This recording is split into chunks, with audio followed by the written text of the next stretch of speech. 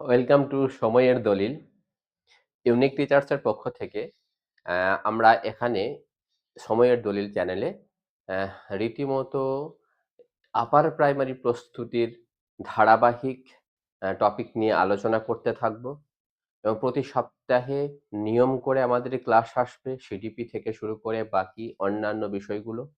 শুধু class MCQ আলোচনা করাবো না অনলি, তার সাথে সাথে ডিটেলসটাও পড়াবো। কারণ যেকোনো কিছু ভিতরে যেতে গেলে বিশেষ করে সিডিপিটা ভালো করে উপলব্ধি করতে না পারলে সেই বিষয়গুলো থেকে উত্তর দেওয়া যায় না। তো আজকের আমাদের টপিক হবে শিশুর বিকাশ। এই টপিকটা সম্পূর্ণভাবে যদি আলোচনাগুলো তোমরা শোনো, তাহলে আমি আশা করি এর বাইরে থেকে কোনো প্রশ্ন আর আসবে না।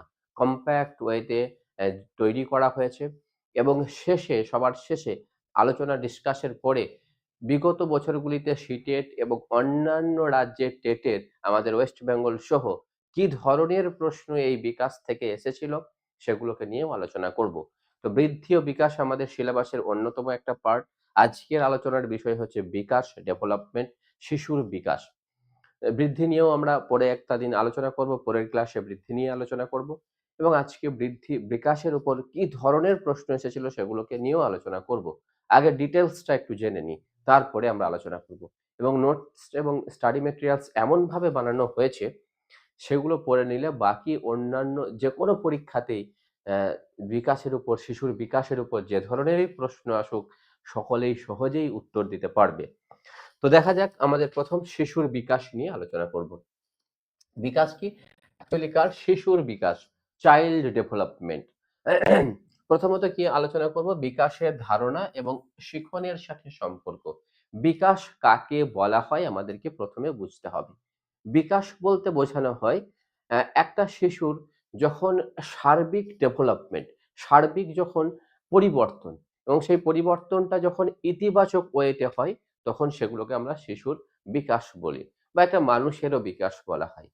তাহলে বিকাশ বলতে কি? সময়ের সাথে সাথে প্রতিটি স্টেজে যখন শিশুদের সার্বিক পরিবর্তন লক্ষ্য করা যায় এবং সেই পরিবর্তনটা হয় ইতিবাচক। আমি কথা বলবো। দেখো, বিকাশ হলো একটি সার্বিক এবং নিরবচ্ছিন্ন প্রক্রিয়া। এটা কিন্তু নিরন্তর চলতেই থাকে এমন একটা প্রক্রিয়া। গর্ভধারণ থেকে শুরু হয় এবং মৃত্যু পর্যন্ত এই বিকাশ চলে। তাহলে বিকাশ থেকে আমরা কি বুঝতে পারলাম? বিকাশ হচ্ছে একটা নিরন্তর প্রক্রিয়া, এটা হচ্ছে একটা আমৃত্যু প্রক্রিয়া, এটা চলতেই থাকে। বিকাশ মানে কি হলো? এটা শুধু শারীরিক পরিবর্তন নয়, মানসিক, সামাজিক, আবেগিক এবং জ্ঞানীয় পরিবর্তনকে বোঝায়। তাহলে বিকাশ বলতে আমরা কতগুলো পরিবর্তন দেখতে পেলাম। শারীরিক পরিবর্তন শুধু নয়, শারীরিক পরিবর্তনটাও বিকাশের মধ্যেই পড়ে। তার সাথে সাথে আবার কি পড়ছে? মানসিক পরিবর্তন। তার সাথে কি আসছে? সামাজিক পরিবর্তন। তার সাথে কি আসছে? আবেগিক পরিবর্তন। তার সাথে কি আসছে? জ্ঞানীয় পরিবর্তন। এই প্রতিটি পরিবর্তনই হচ্ছে আমাদের বিকাশের অন্তর্গত, বিকাশের মধ্যে পড়ে, সবটাই বিকাশের মধ্যে পড়ে। তাহলে বিকাশ বলতে আমি যদি ছোট্ট করে বলি, বিকাশ মানে প্রতিটি স্টেজে যখন শিশুর মধ্যে একটা পরিবর্তন আসে সেটাকে বিকাশ বলি। কিন্তু পরিবর্তনটা সবসময় ইতিবাচক হতে হবে। দেখো, বিকাশ হচ্ছে একটা নিরবিচ্ছিন্ন প্রক্রিয়া, একদম আমৃত্যু চলতে থাকে। যদি দেখা যায় মানুষ একটু বয়স বাড়ার সাথে সাথে কারো শ্বাসকষ্ট দেখা যায়, তাহলে তার একটা পরিবর্তন দেখা যাচ্ছে। সেটা কি বিকাশের মধ্যে ধরা হবে? না। এটা কিন্তু একটা নেতিবাচক পরিবর্তন। মানুষের পরিবর্তনটাই বিকাশ, কিন্তু সেটা হতে হবে অবশ্যই ইতিবাচক। নেতিবাচক কোনো পরিবর্তন কিন্তু কোনো বিকাশের মধ্যে পড়বে না। মানুষের শ্বাসকষ্ট বলো, মানুষের রোগ ভোগার জন্য কেউ বেশি অতিরিক্ত মোটা হয়ে যায়, কেউ অতিরিক্ত রোগা হয়ে যায়, বা আরো অন্যান্য কারো সুগার, প্রেশার, এই সমস্ত যে এগুলো পরিবর্তনটা আসছে, এগুলো একটা করে নেতিবাচক পরিবর্তন এবং এই পরিবর্তনগুলোকে আমরা কখনোই বিকাশ বলতে পারি না। তাহলে জীবনব্যাপী মানুষের পরিবর্তনটাই বিকাশ, কিন্তু সেই পরিবর্তনটা হতে হবে ইতিবাচক। মানুষের বুদ্ধির বিকাশ, বিবেকের বিকাশ, ভাবনার বিকাশ, সেইগুলো এক একটা করে বিকাশের অন্তর্গত। ঠিক আছে? এবং এই বিকাশগুলোকে আমরা অনেকভাবে বলতে পারি: মানসিক, সামাজিক, আবেগিক, জ্ঞানীয়। ঠিক আছে? চলো, এবারে আমরা বৃদ্ধি এবং বিকাশ নিয়ে একটা কম্পেয়ার করব, একটা তুলনামূলক আলোচনা করব। বৃদ্ধি বলতে একটু বলে রাখি দিই, বৃদ্ধির ক্লাস আমি আলাদাভাবেও নেব। তো বৃদ্ধি বলতে সাধারণত বোঝানো হয় যখন একটা বাচ্চার মধ্যে আহ, যে ফিজিক্যাল পরিবর্তন দেখতে পাওয়া যায়, শারীরিক যে পরিবর্তন সেটাই হচ্ছে বৃদ্ধি। যেমন সেটা ওজনের বৃদ্ধি হতে পারে, যেমন সেটা উচ্চতার বৃদ্ধি হতে পারে। একটা শারীরিক যে পরিবর্তন, শারীরিক আকারের যে পরিবর্তন, সেটাকেই আমরা বৃদ্ধি বলি। আর বিকাশ কাকে বলবো? শারীরিক আকারের পরিবর্তনটাকেও যেমন বিকাশ, একই রকম ভাবে মানসিক, আবেগিক, জ্ঞানীয় এই সমস্ত পরিবর্তনগুলোও কিন্তু বিকাশের অন্তর্গত। তাহলে কি বৃদ্ধি কি হলো? শারীরিক আকারের পরিবর্তন, যেমন উচ্চতা, ওজন। বিকাশ কি হলো? সার্বিক এবং গুণগত পরিবর্তন। তাহলে তোমাদেরকে যদি আমি একটা প্রশ্ন করি বা তোমাদের যদি প্রশ্ন আসে, মানুষের উচ্চতা বৃদ্ধিটা কি বিকাশের মধ্যে পড়ে? অবশ্যই উচ্চতা বৃদ্ধিটা কিন্তু বিকাশের মধ্যে পড়ে। উচ্চতা বৃদ্ধিটা শুধু বৃদ্ধির মধ্যেও পড়ে, আবার বৃদ্ধি ঘটলেও কিন্তু সেটা বিকাশের মধ্যেও পড়ে। মানে মনে রাখবে, বৃদ্ধি ঘটলে শুধু বৃদ্ধি ঘটে না, বৃদ্ধি ঘটলে বৃদ্ধি এবং বিকাশ দুটোই ঘটে। কিন্তু বিকাশ ঘটলেই যে বৃদ্ধি ঘটবে তার কোনো কথা নেই। একটা নির্দিষ্ট সময়ের পরে সে বৃদ্ধিটা থেমে যায়। 20 বছর, 22 বছর, যাই হোক একটা নির্দিষ্ট সময়ের পরে কি হয়? বৃদ্ধিটা থেমে যায়। কিন্তু বিকাশ চলতেই থাকে। আমাদের জ্ঞানের বিকাশ, আমাদের বোঝার বিকাশ, আমাদের যে শারীরিক বিকাশ, আমাদের মানসিক বিকাশ, আমাদের উপলব্ধির বিকাশ সবসময় আমাদের নিরন্তর চলতেই আছে। অতএব এগুলোকে হচ্ছে তোমার কি? এগুলো হচ্ছে বিকাশ। বিকাশটা হচ্ছে মানে সবসময়ের জন্য চলতেই থাকলো, আমৃত্যু। কিন্তু বৃদ্ধিটা কিন্তু আমৃত্যু নয়। প্রকৃতি কিরকম? বিকাশ হচ্ছে পরিমাণগত। এটাকে পরিমাপ করা যায়। তাহলে বিকাশকে আমরা কি বলতে পারি? এটা হচ্ছে পরিমাণগত পরিবর্তন। কিন্তু বৃদ্ধিটা, কিন্তু বিকাশকে কি বলবো? বিকাশ হচ্ছে একটা গুণগত এবং পরিমাণগত পরিবর্তন। তাহলে বিকাশ হচ্ছে যেমন গুণগত পরিবর্তন, একই রকম ভাবে কিন্তু পরিমাণগত পরিবর্তন। আর বৃদ্ধিটা শুধুমাত্র পরিমাণগত পরিবর্তন, অর্থাৎ কোয়ান্টিটেটিভ ডেভেলপমেন্টটাই হচ্ছে বৃদ্ধি। আর quantitative development plus qualitative development, এটাকেই আমরা বলছি বিকাশ। ভালো করে মনে রাখতে হবে। ব্যাপ্তি কত দূর? একটি বিকাশের, এটি বিকাশের একটি অংশ মাত্র। বৃদ্ধি মানে কি? বিকাশের একটি অংশ মাত্র। কিন্তু বিকাশ কি? এটি একটি ব্যাপক এবং সার্বিক প্রক্রিয়া। বিকাশটা হচ্ছে একটি ব্যাপক এবং সার্বিক প্রক্রিয়া। নেক্সট আমরা দেখব আরো কিছু বৈশিষ্ট্য, আমরা দেখে নেব কিরকম। সময়কাল, একটি নির্দিষ্ট বয়সের পর থেমে যায় বিকাশ, যেটা বলা হলো একটা নির্দিষ্ট সময়, 20 বছর, 22 বছর, ছেলেদের একটা আলাদা সময় পর্যন্ত বৃদ্ধি ঘটে, মেয়েদের একটা আলাদা সময় পর্যন্ত বৃদ্ধি ঘটে। তো সেই সময়ের পর কিন্তু বৃদ্ধিটা থেমে যায়, কিন্তু বিকাশ চলতেই থাকে। বিকাশ হচ্ছে একটা কেমন লাইফ লং প্রসেস, অর্থাৎ জীবনব্যাপী প্রক্রিয়া। নেক্সট কি? পরিমাপ করা হয় সরাসরি পরিমাপযোগ্য। কোনটা সরাসরি পরিমাপযোগ্য? বিকাশ হচ্ছে সরাসরি আমরা, সরি, বৃদ্ধিটা হচ্ছে সরাসরি পরিমাপ করতে পারি, কিন্তু বিকাশকে সরাসরি পরিমাপ করা কঠিন। মানুষের কতটা জ্ঞানের বৃদ্ধি হয়েছে আমরা সরাসরি পরিবর্তন করি না। মানুষের কতটা মানসিক বিকাশ ঘটেছে আমরা সরাসরি পরিবর্তন করি না। কিন্তু বৃদ্ধি কয় ইঞ্চি হাইট বেড়েছে আমরা কিন্তু সরাসরি পরিমাপ করতে পারি। তাহলে বৃদ্ধিটা হচ্ছে সরাসরি পরিমাপ করা যায়, কিন্তু বিকাশ সরাসরি পরিবর্তন করা যায় না। যেমন জ্ঞান, যেমন বুদ্ধি, বিবেক, এগুলো সরাসরি পরিবর্তন আমরা করতে পারি না। নেক্সট, শিশু বিকাশের নীতি, প্রিন্সিপাল অফ চাইল্ড ডেভেলপমেন্ট। এই চাইল্ড ডেভেলপমেন্ট বা শিশু বিকাশের কিছু নীতির উপর দাঁড়িয়ে আছে শিশুর বিকাশটা। সেই বিকাশের নীতিগুলোকে আমরা দেখব, কারণ বিকাশের নীতিগুলো থেকে প্রশ্ন আসে। এই নীতিগুলো তুলে দেয়, যে তুলে দিয়ে জিজ্ঞেস করে কোনটা বিকাশের নীতি, কোনটা বিকাশের নীতি নয়, সেগুলোকে আমাদেরকে প্রশ্ন দেয়। তো আমরা দেখব প্রথমে বিকাশের নীতি, প্রিন্সিপাল অফ চাইল্ড ডেভেলপমেন্টের প্রথম আমরা কি দেখব? ফার্স্ট অফ অল এটি হচ্ছে নিরবিচ্ছিন্ন, সরি, প্রথমত হচ্ছে এটা নিরবিচ্ছিন্নতার নীতি। এটা কেমন চলে? এটা কন্টিনিউয়াস প্রসেস, নিরবিচ্ছিন্ন চলতে থাকে। একটু আগেই বলা হলো বিকাশের বৈশিষ্ট্য বা বৃদ্ধি এবং বিকাশের তুলনা যখন বললাম, তখনই বললাম এটা নিরবিচ্ছিন্নভাবে চলতে থাকে। বিকাশ একটি ধারাবাহিক প্রক্রিয়া, ধারাবাহিক প্রক্রিয়া যা কখনো থেমে থাকে না, কখনোই কিন্তু এটা থেমে থাকে না। নেক্সট কি? বিকাশের হার এক নয়। বিকাশের হার কিন্তু সবার সমান নয়, ব্যক্তি বিশেষে আলাদা। এই বিকাশের হার কিসের উপর নির্ভর করে? বিকাশের হার নির্ভর করে একটা মানুষের তার পরিবারের উপর, একটা মানুষের হেরিডিটির উপর, একটা মানুষের পরিবেশের উপর। পরিবেশ, পরিস্থিতি, তার হেরিডিটি, বংশগতি সবকিছুর উপর কিন্তু বিকাশের হার নির্ভর করে। তবে বিকাশের হার কিন্তু এক নয়। কি বিকাশের গতি সব বয়সে একরকম থাকে না। সময় দ্রুত হয়, আবার পরবর্তীতে কিছুটা ধীর হয়। এইভাবে বিকাশ চলতে থাকে। কিন্তু বিকাশ পরিস্থিতি, পরিবেশ অনুযায়ী কিন্তু আলাদা আলাদা হয়ে থাকে। এরপরে কি আসে? ব্যক্তিগত পার্থক্যের নীতি। প্রতিটি শিশুর বিকাশের হার এবং ধরন আলাদা হয়। বললাম প্রতিটি শিশুর বিকাশের নীতি এবং হার এবং ধরন আলাদা হয় কেন? কারণ বিকাশের রেট নির্ভর করে পরিবেশের উপর, বিকাশের রেট নির্ভর করে বংশগতির উপর, হেরিডিটির উপর। তো যেখানে যেমন বাচ্চারা যে পরিবেশে বড় হয় সেই পরিবেশ অনুযায়ী তাদের বিকাশ ঘটে। একই রকম ভাবে একটা বাচ্চা যে বংশগতি নিয়ে জন্মায়, তার মা বাবা কেমন ছিল, তার দাদু দাদু দিদা কেমন ছিল, তার উপরেও কিন্তু বিকাশটা অনেকটা নির্ভর করে। তাহলে বিকাশ বংশগতি এবং পরিবেশের উপর নির্ভর করে। তাই এই বিকাশকে ব্যক্তিগত পার্থক্য থাকে বিকাশে। প্রতিটি ব্যক্তির বিকাশ কিন্তু একরকম হবে না। প্রত্যেকটি ব্যক্তির বিকাশ, প্রতিটি বাচ্চার বিকাশ আলাদা আলাদা হয়। নেক্সট কি? বিকাশের ক্রম বা ধারা। বিকাশ একটি নির্দিষ্ট ক্রম অনুসারে চলে এবং এই ক্রম থেকে আমাদের পরীক্ষায় প্রশ্ন আসে। আমাদেরকে ভালো করে দেখতে হবে কিরকম। এই দুটো ক্রমের কথা আমাদেরকে পড়তে হবে। সেফালোকোডাল বা সেফালোসিউডাল বলি আমরা, উচ্চারণটা বিভিন্ন রকম ভাবে হয়। সেফালোকোডাল কেউ বলতে পারে, কেউ সেফালোসিউডাল বলতে পারে। আর কি? প্রক্সিমোডিস্টাল। এই দুটো নীতি আমাদেরকে মনে রাখতে হয়। কি?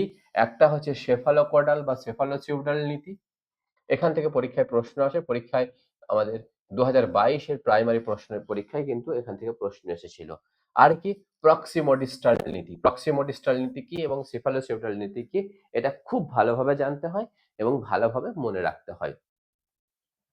বিকাশ সবসময় মনে রাখবে মাথা থেকে পায়ের দিকে অগ্রসর হয়।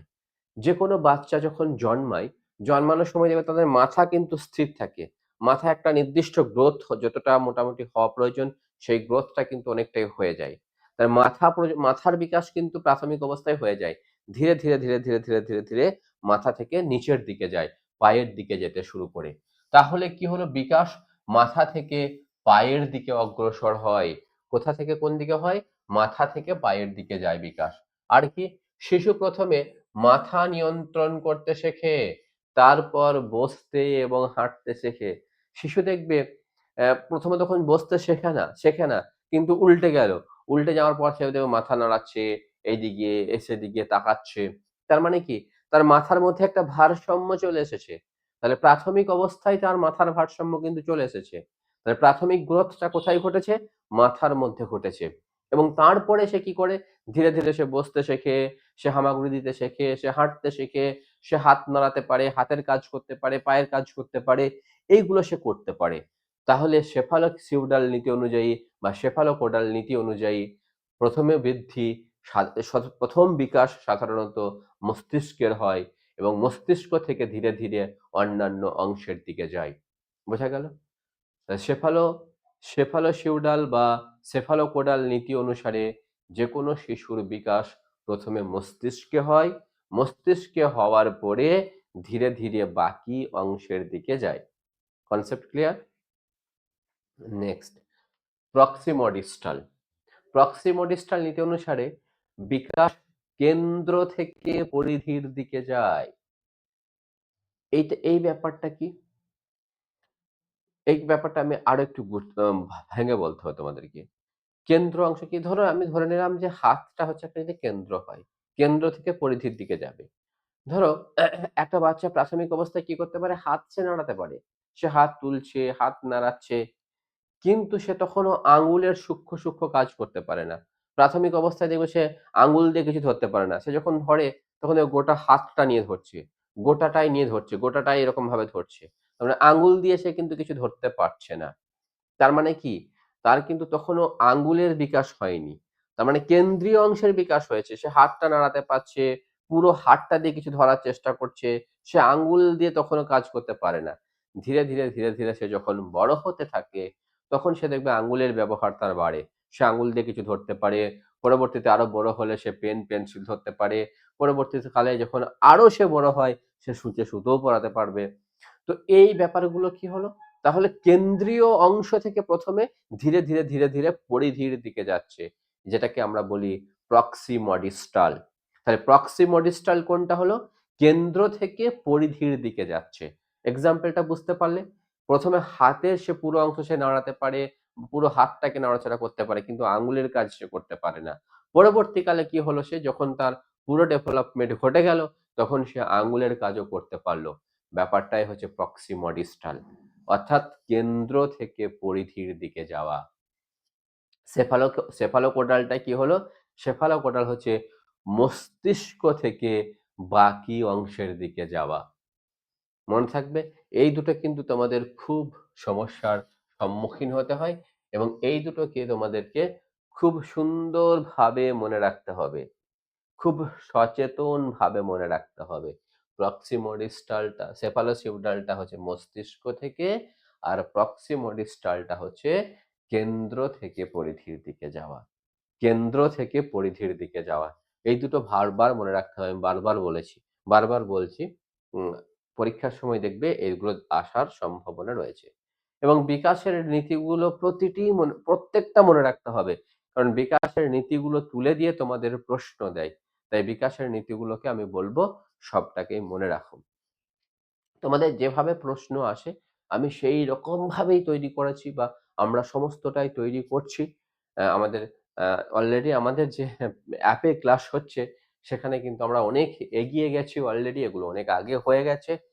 তোমাদের যারা ক্লাস নিতে পারছো না, যাদের বিভিন্ন বাধ্যবাধকতা রয়েছে, অসুবিধা রয়েছে, তাদের জন্য আমরা রেগুলার ক্লাস আনবো। তোমাদেরকে আমি কথাও দিয়েছিলাম ইউনিক টিচার্স অ্যাপসে, যে সেখানে আমরা ফ্রি ক্লাস কিছু বেশিরভাগই রাখবো, রাখার চেষ্টা করব যতটা হয়।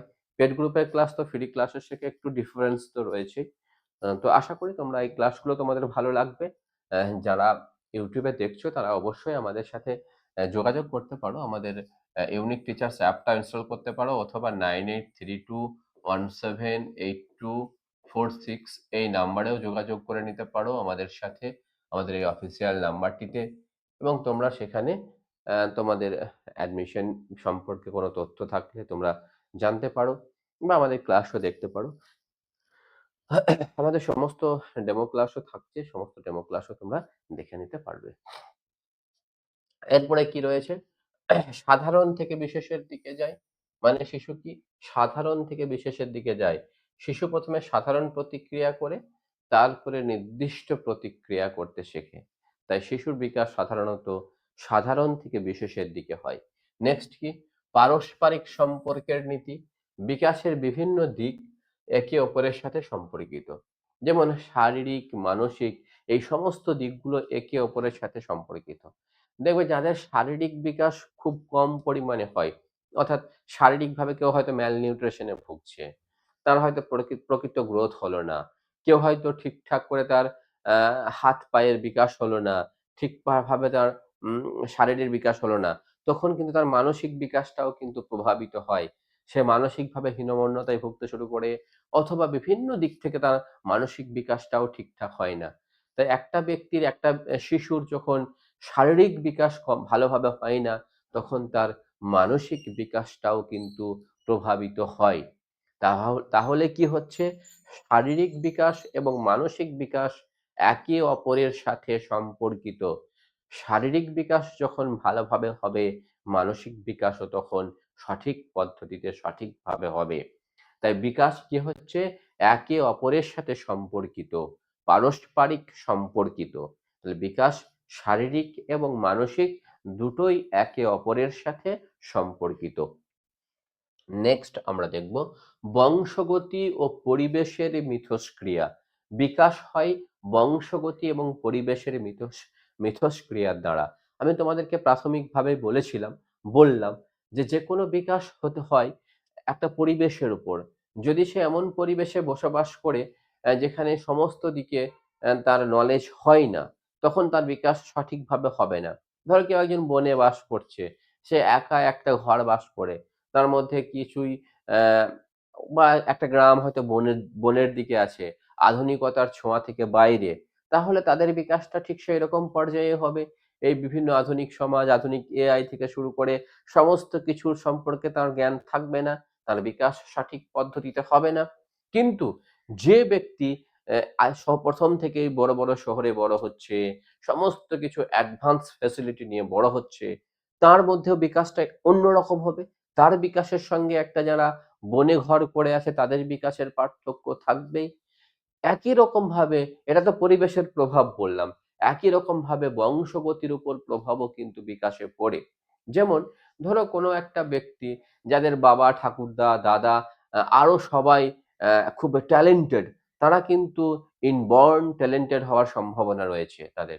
যেমন আমরা যদি সত্যজিৎ রায়দের ফ্যামিলিটা দেখি, সুকুমার রায় থেকে শুরু করে, উপেন্দ্র কিশোর রায়চৌধুরী থেকে শুরু করে, তাদের যে ফ্যামিলিটা রয়েছে, যদি আমরা দেখি তার সেই পিসি থেকে শুরু করে এই পিসি ভাইপো বলছি না আমি। আমি ওই সত্যজিৎ রায়দের পিসি ভাইপোর কথা বলছি। তো তাদের যদি আমরা দেখি, তারা কিন্তু প্রত্যেককেই ট্যালেন্টেড। সে লীলা মজুমদার হোক বা সত্যজিৎ রায় হোক বা উপেন্দ্র কিশোর রায়চৌধুরী হোক, কিন্তু সন্দীপ রায়ের কথা আমি আবার বলব না। ঠিক আছে? কেউ, কেউ আবার সেই অ্যা মানে পাঁকে যেমন পদ্ম ফুলও ফোটে, সেই ঠিক সেরকম একই রকমভাবে সুন্দর একটা দেখিতে আবার ওই শালুক ফুলও ফুটে যায়। সন্দীপ রায়ের মতো লোকও কিছু, কিছু চলে আসে। আমি কারো সমালোচনা করছি না। তবে এটা ফ্যাক্ট, যেটা ফ্যাক্ট সেটা ফ্যাক্টই। তো বংশগতির উপর কিন্তু একটা বিকাশের প্রভাব থাকে। অর্থাৎ আ একটা মা-বাবা কি করে, মা-বাবা কেমন বুদ্ধিমান, মা-বাবার শিক্ষা কেমন, তার উপর কিন্তু ছেলেদের ভাবনা চিন্তা অনেকখানি প্রভাব পড়ে এবং বংশগতির উপর কিন্তু একটা প্রভাব থেকেই যায় বিকাশের। তাহলে বুঝতে পারলাম আমরা বিকাশের প্রভাব বংশগতির উপর রয়েছে, পরিবেশের উপর রয়েছে। বোঝা গেল? তাহলে এতক্ষণ পর্যন্ত যেগুলোকে আমরা পড়লাম সেগুলো আশা করি মনে থাকবে। ক্লাসের নীতি থেকে তোমাদের প্রশ্ন কিন্তু দেয়। আর সিটেট বিগত বছরগুলিতে সিটেটে কি প্রশ্ন এসেছিল, অন্যান্য রাজ্যের কি প্রশ্ন এসেছিল রাজ্যের টেটে, সমস্তগুলোকেই আমি প্রশ্নে রেখেছি। তোমাদের তোমরা পুরোপুরি ক্লাসটা করে নাও। তারপরে আমি সেই প্রশ্নগুলোকে দেখাবো তোমাদের। তোমরা সহজেই দেখতে পাবে এবং সেই ডিসকাস করলেই তোমরা এখন যদি পুরো ক্লাসটা করো এবং তারপরে যদি তোমরা সেই প্রশ্নগুলো দেখো, মনে হবে কিন্তু খুব ইজি মনে হচ্ছে সবকিছু। তাহলে আমাদের নীতিগুলো হয়ে গেল। এরপরে আমরা আসবো বিকাশের পর্যায়সমূহ। বিকাশের বিভিন্ন পর্যায় আছে, বিভিন্ন স্টেপ আছে দেখব। ভেরিয়াস স্টেপস অফ ডেভেলপমেন্ট, বিকাশের পর্যায়সমূহ। যে বিকাশের পর্যায়গুলোকে নিয়ে আলোচনা করব। প্রথমত হচ্ছে এই বিকাশের পর্যায়গুলোকে নিয়ে বিভিন্ন মনোবিজ্ঞানী বিভিন্ন রকমের পর্যায় দিয়েছেন, বিভিন্ন রকমের স্তর দিয়েছেন। তো প্রত্যেকের স্তর নিয়ে আমাদেরকে আলোচনা করতে হবে এবং সেই স্তরগুলোকে নিয়ে আলোচনা পরীক্ষায় প্রশ্ন আসে। যেমন এরিকসনের প্রস্তাবিত স্তর, আ বাকি ডিউয়ের প্রস্তাবিত স্তর এবং সামগ্রিকভাবে সবার মতামত নিয়ে তার সামগ্রিক একটা স্তর তৈরি করা হয়। সেগুলোকে নিয়েও প্রশ্ন আসে। তো সেগুলোকে নিয়ে এক, এক করে আলোচনা করব। ১ম আমরা যেটা দেখব সেটা হচ্ছে এরিকসনের প্রস্তাবিত মনোসামাজিক জীবন বিকাশের স্তরসমূহ। এরিকসন বলে যে মনোবিজ্ঞানী ছিলেন, তার মত অনুযায়ী বা তিনি যে সমস্ত স্তরগুলো দিয়েছিলেন, সেই স্তরের কথাগুলোকে আমরা দেখব। প্রথমত কি দেখব? বিকাশের স্তর, বয়সকাল। বিকাশের স্তরে কি দেখব প্রথমত? প্রথম স্তর কি? বিশ্বাস-অবিশ্বাসের দ্বন্দ্ব এখানে দেখতে পাওয়া যায়। বিশ্বাস-অবিশ্বাসের জন্ম কখন দেখতে পাওয়া যায়? একটা বাচ্চার মধ্যে বিশ্বাস-অবিশ্বাসের জন্ম দেয়। ঠিক আছে? মানে বুঝে কখন সেটা হয় বিশ্বাস-অবিশ্বাসের জন্ম? জন্ম থেকে ১.৫ বছর। আমাদের এখান থেকে কি প্রশ্ন আসে যে, একটা বাচ্চার মধ্যে বিশ্বাস-অবিশ্বাসের জন্ম কখন দেখতে পাওয়া যায়? বয়সকাল কখন? জন্ম থেকে ১.৫ বছর। বা এরকমও প্রশ্ন আসে যে, জন্ম থেকে ১.৫ বছরের মধ্যে বাচ্চার মধ্যে কোন পর্যায়ে বিকাশ হয়? বিশ্বাস-অবিশ্বাসের জন্ম দেখতে পাওয়া যায়, স্বাধীনতা বনাম লজ্জা দেখতে পাওয়া যায়, উদ্যম বনাম উদ্যমহীনতা দেখতে পাওয়া যায়। এরকম ধরনেরও প্রশ্ন আসে। তাই আমাদের এরিকসনের স্থলগুলোকে খুব ভালোভাবে মনে রাখতে হবে। তোমাদের সুন্দরভাবে দেওয়া হয়ে গেছে। যারা দেখছো তারা কিন্তু স্ক্রিনশটও নিয়ে নিতে পারো। অথবা যারা আমাদের নোটস তো পাবেই, যারা নোটস পাবে তারা তো পেয়েছই আমাদের ক্লাসে যারা আছো। তো আমরা এখানে দেখতে পাবো কি বিকাশের স্তর বিশ্বাস-অবিশ্বাসের দ্বন্দ্ব। কখন সেটা দেখতে পাওয়া যায় বিশ্বাস-অবিশ্বাসের দ্বন্দ্ব? জন্ম থেকে ১.৫ বছরের মধ্যে বিশ্বাস-অবিশ্বাসের জন্ম দেখতে পাওয়া যায়। ২য় স্তরে কি দেখতে পাচ্ছি? ২য় স্তরে দেখতে পাচ্ছি স্বাধীনতা বনাম লজ্জা এবং সন্দেহের দ্বন্দ্ব। এই স্বাধীনতা বনাম লজ্জা এবং সন্দেহের দ্বন্দ্ব কখন দেখতে পাওয়া যায়?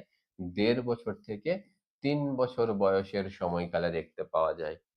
৩য় স্তরে কি দেখতে পাওয়া যায়? উদ্যোগ বনাম অপরাধ বোধের দ্বন্দ্ব। উদ্যোগ বনাম অপরাধ বোধের দ্বন্দ্ব দেখতে পাওয়া যায় ৩ বছর থেকে ৬ বছর। দেখো আমি এগুলোকে নিয়ে আরো বিশেষ অনেক কিছু কথা বলা যায়। আমি সেগুলো বলতে চাইছি না। কারণ যেটুকু আমার পরীক্ষার জন্য দরকার আমি সেটুকু বলেই বেরিয়ে যাব। কারণ এখনকার যুগে রিলস দেখার সময়ে তোমরা বাস করছো। তোমাদের ধৈর্য শক্তিও কম এবং অত সময়ও কারোরই নেই, তোমাদেরও নেই। যে এতক্ষণ ধরে তোমরা শুনবে। তোমাদের যেটুকু পরীক্ষার জন্য দরকার, যেখানগুলো থেকে প্রশ্ন আসে আমি সেই অংশগুলোকেই তুলেছি, সেই অংশগুলোকেই বলেই আমি বেরিয়ে যাব। চতুর্থ স্তর কি উদ্যম বনাম হীনমন্যতার দ্বন্দ্ব। কখন দেখতে পাওয়া যায় সেটা? ৬ বছর থেকে ১২ বছর বয়সের সময়কালে দেখতে পাওয়া যায়। নেক্সট কি আত্মপরিচয় বনাম আত্মপরিচয় বিভ্রান্তির দ্বন্দ্ব। কখন দেখতে পাওয়া যায়? ১২ থেকে ২০ বছর। নেক্সট হৃদ্যতা বনাম একাকিত্বের দ্বন্দ্ব। কখন? ২০ থেকে ৪৫ বছর। এই সময়ই মানুষ কি হয়? অনেক কিছু ঘটে, একাকিত্ব আসে, সমস্ত কিছু চলে আসে। এরপরে আবার কি হয়? হৃদ্যতাও আসে মানুষের মধ্যে। সপ্তম স্তর অগ্রমুখিতা বনাম স্থবিরতার দ্বন্দ্ব। ৪৫ থেকে ৬৫ বছর বয়স। সামঞ্জস্যপূর্ণতা বনাম হতাশার দ্বন্দ্ব ৬৫ বছরের ঊর্ধ্বে।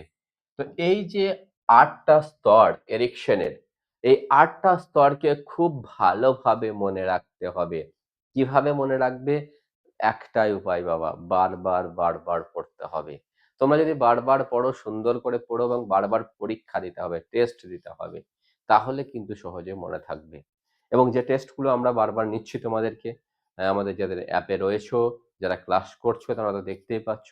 তো সেরকমভাবে এবং তোমাদের আমাদের প্রাথমিকভাবে ইচ্ছে খুব অল্প সময়ের মধ্যে সিলেবাসটা শেষ করে আমরা প্রচুর প্র্যাকটিসের দিকে যাব এবং সেই প্র্যাকটিসগুলোকে প্রচুরভাবে করালে কি হবে? তোমাদের একদম কমপ্লিট হয়ে যাবে। কারণ টেটের দিক থেকে যদি টেটে আপার প্রাইমারিতে চাকরি পেতে হয়, সেক্ষেত্রে আমি মনে করছি এই মুহূর্তে মার্কসটা 120 র আপে রাখতে হবে।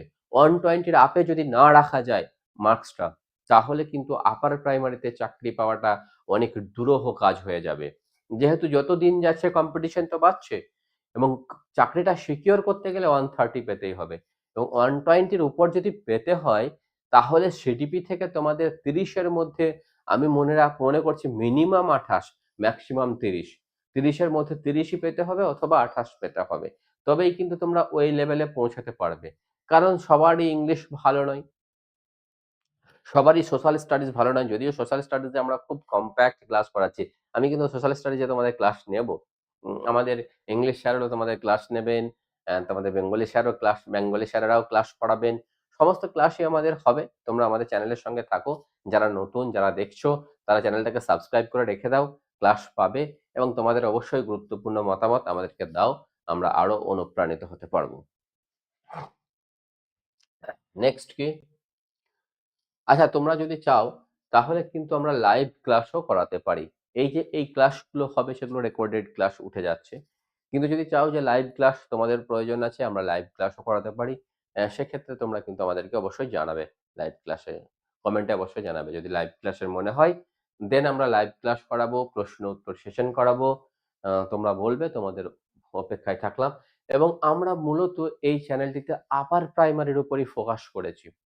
তোমরা আপার প্রাইমারির সমস্ত কিছু কিন্তু এখান থেকে তোমরা পাবে। এরকম ঘেঁটে দেওয়া নয়। একবার এটা, একবার এটা এরকম নয়। একদম আপার প্রাইমারি স্ট্রিক্ট যারা পুরোপুরি আপার প্রাইমারির প্রতি ডেডিকেটেড, আপার প্রাইমারির দিকেই তোমরা মনোযোগ ধরে রাখতে চাও, তারা কিন্তু এই চ্যানেলের সঙ্গে থাকো, আমাদের সাথে থাকো। আশা করি তোমাদের ভালো কিছু সাপোর্ট হবে। এরপরে দেখো এই ফ্রয়েড আচ্ছা ফ্রয়েড হচ্ছে এমন একজন মনোবিদ, তিনি যৌনগন্ধি মনোবিদ বলে থাকি আরকি তাকে। মজা করে যৌনগন্ধি বলা হয়ে থাকে। মানে তিনি সবকিছুরই মধ্যে যৌনতার একটা গন্ধ পান। মানে সবকিছুর মধ্যে সবকিছুর সাথে তিনি যৌনতাকে টেনে দিয়েছেন। তো সেই ফ্রয়েড প্রবর্তিত যৌন মানস বিকাশের স্তরসমূহ, একজন বাচ্চা আঙুল চুষছে, সেই আঙুলটাকেও তিনি সেই যৌনতার সাথে তুলনা করে দিচ্ছেন। ঠিক আছে? তো আমরা যেটুকু দরকার সেটুকুই আমরা আলোচনা করব। ফ্রয়েড নিয়ে আলোচনা, যদিও কিন্তু ফ্রয়েডকে তাহলে রাখা হয়েছে কেন? কারণ তিনি খুব এক্সট্রিমলি ট্যালেন্টেড। তাঁর যে ধারণাগুলো দিয়েছিল সেই ধারণাগুলো এখনো প্রাসঙ্গিক। ওইজন্যই তার কথাগুলোকে রাখা হয়েছে। কোনোদিন যদি সময় পাই তোমাদের সাথে এই সমস্ত ফ্রয়েডের বিষয় নিয়েও অনেক আলোচনা করব। খুব ভালো লাগবে দেখবে শুনতে। যদিও পরীক্ষা রিলেটেড অত কিছু আসে না বলেই আমি এইখানে তোমাদের অতটা কিছু রাখছি না। পরবর্তীকালে কোনোদিন ক্লাসে গল্প করতে, করতে তোমাদের সাথে হয়তো গল্প করব। দেখো, পর্যায় রয়েছে। আমরা এই ফ্রয়েডের যে স্তরসমূহগুলোকে আলাদা, আলাদা ভাগে ভাগ করেছি। কি রয়েছে? পর্যায়, বয়স, যৌন উত্তেজনার স্থান। হ্যাঁ, যৌনতার সঙ্গে, সঙ্গে উনি নিয়ে এসেছেন। কি? মৌখিক চোষণ স্তর। কোন সময় হয়? জন্ম থেকে ৪ মাস। জন্ম থেকে ৪ মাস। এবং যৌন উত্তেজনার স্থান কোথায়? মুখ এবং ঠোঁট। নেক্সট কি? মৌখিক চোষণের স্তর। এটা কখন হয়? ৪ মাস থেকে ১২ মাস। মুখ এবং ঠোঁট এই দুটোই কিন্তু মৌখিক চোষণ স্তর। নেক্সট কি? পায়ু স্তর। ১ বছর থেকে ১ বছর, আ হ্যাঁ, ১ বছর থেকে ৩ বছর হবে এটা, হ্যাঁ? ১ বছর থেকে ৩ বছর। হয়ে হবে না, এটা ৩ হবে, হ্যাঁ? এটা 3 হবে। ১ বছর থেকে ৩ বছর পায়ু এবং মূত্রা। নেক্সট হচ্ছে লৈঙ্গিক স্তর, ৩ বছর থেকে ৬ বছর। এখানে যৌনাঙ্গ মানে যৌন উত্তেজনা কোথায় হয়? দেখো, যখন প্রাথমিক অবস্থায় বলছে বাচ্চাদের ক্ষেত্রে মুখ এবং ঠোঁটটাই তাদের যৌন উত্তেজনার স্থান। তারপরে কি হচ্ছে, যখনই তার বয়স ১ থেকে ৩ বছর তখন পায়ু ও মূত্রাশয়টা তার কাছে যৌন উত্তেজনার স্থান। পরবর্তীকালে যখন ৩ থেকে ৬ বছর আসছে তখন তার কাছে যৌন উত্তেজনার স্থান হচ্ছে যৌনাঙ্গ। নেক্সট কি? প্রসূপ্তি স্তর কোনটা বলা হয়? যেমন ৬ বছর থেকে বয়ঃসন্ধি পর্যন্তকে বলা হয় প্রসূপ্তি স্তর, সুপ্ত অবস্থা। নেক্সট হচ্ছে জনন স্তর। বয়ঃসন্ধি এবং তদূর্ধ্ব স্তরটাকে বলা হয় বয়ঃসন্ধি এবং তার থেকে বেশি যেটা সেটাকেই বলা হয় জনন স্তর। যেটা যৌন উত্তেজনার স্থান কোনটা? যৌনাঙ্গ। ঠিক আছে? আশা করি অসুবিধা হচ্ছে না তোমাদের। অবশ্যই তোমাদের কেমন লাগছে ক্লাস অবশ্যই জানাবে। ঠিক আছে? আমরা তো রয়েছি, পরিশ্রম করছি। আশা করি তোমাদের আ সফল হবে বা হেল্প হবে।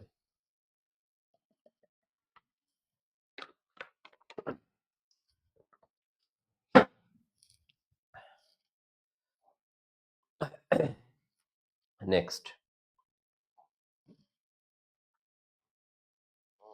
জীবন বিকাশের স্তর ও বয়সসীমা।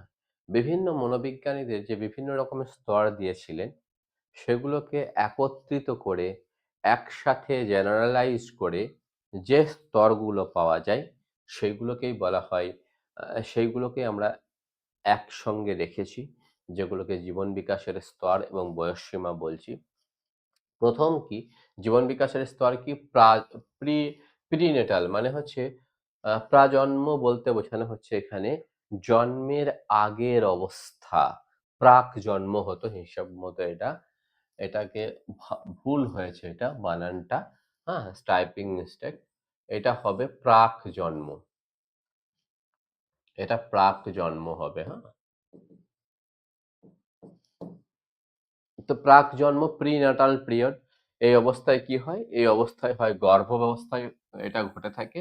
গর্ভ সঞ্চার থেকে জন্ম। এই সময়টায় এই প্রিন্যাটাল পিরিয়ডে এটা কখন সময়সীমা বয়সসীমা কত? গর্ভাবস্থা থেকে আহ, জন্ম পর্যন্ত। নেক্সট কি? প্রারম্ভিক শৈশব। প্রারম্ভিক শৈশব মানে যখন শৈশবটা শুরু হচ্ছে। কখন? জন্ম থেকে ২ সপ্তাহ। এইটাকে বলা হয় প্রারম্ভিক শৈশব। নেক্সট কি? শৈশব, বেবিহুড। এটা ২ সপ্তাহ থেকে ২ বছর কালটা হচ্ছে শৈশব। তাহলে দেখো শৈশবের আবার ২ টো অংশ রয়েছে। প্রারম্ভিক শৈশব, যেখানে জন্ম থেকে ২ সপ্তাহ পর্যন্ত জাস্ট শৈশবটা শুরু হচ্ছে, এবং তারপরে আসছি আমরা শৈশব। শৈশব কখন হচ্ছে? এই ২ সপ্তাহ থেকে শুরু করে একদম ২ বছর বয়স পর্যন্ত সময়কালকে আমরা শৈশবকাল বলি। তাহলে প্রাক জন্ম হচ্ছে, তারপরে কি হচ্ছে? শৈশবকাল হচ্ছে। এরপরে কি রয়েছে? বাল্যকাল। এই বাল্যকালটাকে আমরা দুটো ভাগে ভাগ করি। একটা হচ্ছে আদি বাল্যকাল, অপরটা হচ্ছে উত্তর বাল্যকাল। আদি বাল্যকাল মানে কি? Early childhood. এই আর্লি চাইল্ডহুডটা কখন হয়? ২ বছর থেকে ৬ বছর। উত্তর বাল্যকাল কখন হয়? ৬ বছর থেকে বয়ঃসন্ধি পর্যন্ত। তাহলে এটা আমাদেরকে মনে রাখতে হচ্ছে আদি বাল্যকাল, উত্তর বাল্যকাল। আদি বাল্যকাল কখন হচ্ছে? ২ থেকে ৬ বছর। যখনই শৈশব পেরিয়ে বাল্যকালে ঢুকছে, তাহলে পুরো প্রপার বাল্যকালটা কখন? বাল্যকালটা কখন? ২ বছর থেকে একদম বয়ঃসন্ধি পর্যন্ত আমাদের বাল্যকাল, একটা বাচ্চার বাল্যকাল। এবং সেই বাল্যকালগুলোকে আমরা দুটো ভাগে ভাগ করছি। একটা আদি বাল্যকাল, একটা আহ পরবর্তী বা উত্তর বাল্যকাল। তো আদি বাল্যকাল কি কখন? ২ বছর থেকে ৬ বছর হচ্ছে আদি বাল্যকাল। উত্তর বাল্যকাল কখন? ৬ বছর থেকে বয়ঃসন্ধি হচ্ছে উত্তর বাল্যকাল। ব্যাস, মনে থাকবে এটা। এইখানটা কিন্তু খুব খুব ভালোভাবে মনে রাখতে হবে, তাহলে বিকাশকে নিয়ে আমাদের কনসেপ্ট অনেকটাই পরিষ্কার হয়ে যাবে, ধারণা আমাদের অনেকটাই পরিষ্কার হয়ে যাবে। আমি বলবো এগুলো তোমরা একটু ভালোভাবে মনে রাখবে। এরপরে আমরা আসবো বয়ঃসন্ধি। তাহলে বাল্যকাল পেরিয়ে কি আসে? বয়ঃসন্ধি আসে। বয়ঃসন্ধিটা দেখবো বা যেটাকে আমরা কি বলি? কৈশোরকাল বলি, অ্যাডোলেসেন্স বলে থাকি। সেই কৈশোরকাল বা অ্যাডোলেসেন্স কোনটা? এটাকে আবার দুটো ভাগে ভাগ করা হয়। ১২ থেকে শুরু হচ্ছে, ১২-১৩ থেকে শুরু হয়। ১২ থেকে অথবা ১৩ বছর বয়স থেকে শুরু হয় এবং চলে প্রায় ২০ বছর বয়স পর্যন্ত। তো এটাকে দুটো ভাগে ভাগ করব, কৈশোরটাকেও আদি কৈশোর এবং উত্তর কৈশোর। তাহলে কৈশোরকাল কতদিন পর্যন্ত চলে? কৈশোরকাল চলে অ্যাকচুয়ালি ১২-১৩ বছর বয়স থেকে, ১২-১৩ বছর বয়স থেকে প্রায় ১৯-২০ বছর বা ২০ বছর পর্যন্ত চলে, আমি বলতে পারি। তো এটাকেই আমরা দুটো ভাগে ভাগ করছি। কি কি ভাগে ভাগ করছি? আদি কৈশোর। আদি কৈশোর কোনটা? মেয়েদের ক্ষেত্রে ১২ থেকে ১৩ বছর বয়স হচ্ছে আদি কৈশোর শুরু হচ্ছে, এবং ছেলেদের ক্ষেত্রে ১৩ থেকে ১৪ বছরে আদি কৈশোর শুরু হচ্ছে এবং চলছে কত বছর বয়স পর্যন্ত? ১৫ বছর বয়স পর্যন্ত। এটা হচ্ছে আদি কৈশোর। আদি কৈশোর। তাহলে মেয়েদের ক্ষেত্রে ১২-১৩ থেকে ১৫ বছর। ছেলেদের ক্ষেত্রে কি হচ্ছে? ১৩-১৪ থেকে ১৫ বছর। এটা হচ্ছে আদি কৈশোর। এবং উত্তর কৈশোর কাকে বলবো? লেট অ্যাডোলেসেন্স কাকে বলবো? ১৬ বছর বয়স থেকে ২০ বছর বয়স পর্যন্ত। ১৬ বছর থেকে ২০ বছর বয়স, এই সময়টাকে আমরা বলতে পারি লেট অ্যাডোলেসেন্স বা উত্তর কৈশোর। লেট অ্যাডোলেসেন্স বা উত্তর কৈশোর। ঠিক আছে? কনসেপ্ট ক্লিয়ার এখানকার? এরপরে আমরা আসবো প্রাপ্তবয়স্ক। এটাও কিন্তু খুব মনে রাখার মতো একটা জায়গা। প্রাপ্তবয়স্ক আমাদের কি প্রশ্ন আসে দেখো। প্রাপ্তবয়স্ককে আমরা ৩ টে ভাগে ভাগ করব। ২০ বছরের পর থেকে যখন গেল, তখন সে প্রাপ্তবয়স্ক হয়ে গেল। এই ২০ বছরের পর থেকে প্রাপ্তবয়স্কটাকে আমরা আবার ৩ টে ভাগে ভাগ করি। কি ভাগে ভাগ করি? আদি প্রাপ্তবয়স্ক, আর্লি অ্যাডাল্টহুড। কোন বছর বয়স, কোন সময়কাল? ২০ বছর থেকে ৪০ বছর।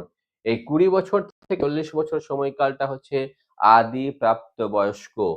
তারপরে হচ্ছে মধ্যপ্রাপ্তবয়স্ক, ৪০ বছর থেকে ৬০ বছর।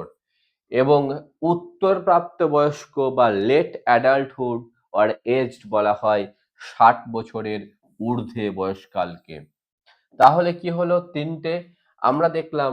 উম আমরা দেখলাম প্রাপ্তবয়স্ক বা অ্যাডাল্টহুডকে ৩ টে ভাগে ভাগ করছি। তাহলে প্রাপ্তবয়স্ক বা অ্যাডাল্টহুডকে কটা ভাগে ভাগ করা হচ্ছে? ৩ টে ভাগে ভাগ করা হচ্ছে। কি, কি? আদি প্রাপ্তবয়স্ক, মধ্যপ্রাপ্তবয়স্ক এবং উত্তর প্রাপ্তবয়স্ক। আদি প্রাপ্তবয়স্কটা কখন হচ্ছে? ২০ থেকে ৪০ বছর। মধ্যপ্রাপ্তবয়স্ক মানে মানুষের বয়স যখন মধ্যম অবস্থায় আসে, ৪০ থেকে ৬০। আর উত্তর প্রাপ্তবয়স্ক কাকে বলা হচ্ছে, যেটাকে এজেড বলা হয়, সেটা হচ্ছে 60 বছরের ঊর্ধ্বের যে বয়স, সেই বয়সটাকে বলা হচ্ছে উত্তর প্রাপ্তবয়স্ক।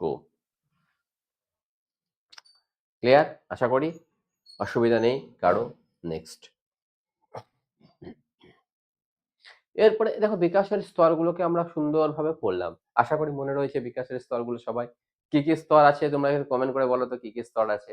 যারা দেখছো তারা বলো, না দেখে বলো, একবার পজ করে নিয়ে কমেন্ট করে বলে দাও। না দেখে মানে কতটা মনে রাখতে পেরেছো সেটা দেখার জন্য। যখনই তোমরা এই কাজগুলো করবে না, মনে থেকে যাবে কিন্তু। যতটুকু মনে আছে তোমরা সঙ্গে সঙ্গে টাইপ টাইপ করে করে লিখলে, এটা কিন্তু সারা জীবনের জন্য মনে থেকে যাবে। কিন্তু যদি জাস্ট কোনো রকম দেখে বেরিয়ে গেলে, তখন কি হবে না, আত্মস্থ হবে না। আর আত্মস্থ না হলে কিন্তু মনে থাকবে না। এই সাইকোলজির প্রশ্নে, প্রতিটি প্রশ্নে যদি উত্তর দিয়ে আসতে হয়, সেক্ষেত্রে তোমাদেরকে আত্মস্থ করতে হবে। আর আত্মস্থ করার পন্থা হচ্ছে বারবার পড়া, বারবার দেখা, টাইপ করা, লেখা এবং তার সাথে প্রশ্ন প্র্যাকটিস করা। এইগুলোই হচ্ছে আত্মস্থ করার অন্যতম উপায়। আর আত্মস্থ যদি করতে পারো তবেই কিন্তু সাইকোলজির সমস্ত প্রশ্নের উত্তর দিয়ে আসতে পারবে, নচেত নয়। দেখো, তাহলে বিকাশের বিভিন্ন স্তর ও তার বৈশিষ্ট্যগুলোকে নিয়ে আমরা দেখব, আলোচনা করব। মনোবিদগণ মানব জীবনকে কয়েকটি স্তরে ভাগ করেছেন, প্রতিটি স্তরেরই নিজস্ব কিছু বৈশিষ্ট্য রয়েছে। দেখো, আমরা যদি প্রথমে এক একটা স্তর দেখি, ধরো শৈশব জন্ম থেকে শৈশব অবস্থা আমরা দেখব। শৈশব অবস্থা আমরা কখন বললাম? শৈশব অবস্থা যদি দেখি, জন্ম থেকে না বলে আমরা 2 সপ্তাহ থেকেও বলতে পারি বা জন্ম থেকেও বলতে পারি। জন্ম থেকে কখন? একদম 2 বছর বয়স পর্যন্ত। এটা হচ্ছে শৈশবকাল। প্রতিটি কালে, যেমন শৈশবকাল, বাল্যকাল, কৈশোরকাল, প্রতিটি কালে 4 ধরনের বিকাশ কিন্তু ঘটে থাকে শিশুর। কি কি বিকাশ ঘটে থাকে? প্রতিটি কালে 4 ধরনের বিকাশ ঘটে থাকে এবং এই 4 ধরনের বিকাশ নিয়ে আমি আলোচনা করব। প্রথমে কি ঘটে থাকে? 1 নম্বরে শারীরিক বিকাশ ঘটে থাকে। শিশুদের মধ্যে কি ঘটে থাকে? শারীরিক বিকাশ ঘটে থাকে। শারীরিক বিকাশ ঘটে। 2 নাম্বার কি ঘটে থাকে? 2 নাম্বার হচ্ছে মানসিক বিকাশ ঘটে। 3 নাম্বার সামাজিক বিকাশ ঘটে। মানসিক বিকাশ ঘটে থাকে। মানসিক বিকাশ ঘটে থাকে। 3 নাম্বারটা হচ্ছে কি? জ্ঞানীয় বিকাশ ঘটে থাকে, জ্ঞানের বিকাশ ঘটে থাকে, জ্ঞানীয় বিকাশ ঘটে থাকে। 4 নাম্বারটা কি? আহ জ্ঞানীয় বিকাশ। আর 4 নাম্বার হচ্ছে কি দেখি তোমাদের? সামাজিক বিকাশ। সামাজিক বিকাশ। 4 নাম্বারটা কি? সামাজিক বিকাশ। এই যে ঘটে থাকে 4 নাম্বার, এই 4টে বিকাশকে আমরা প্রত্যেকটা স্তরে আলোচনা করব। সামাজিক বিকাশ।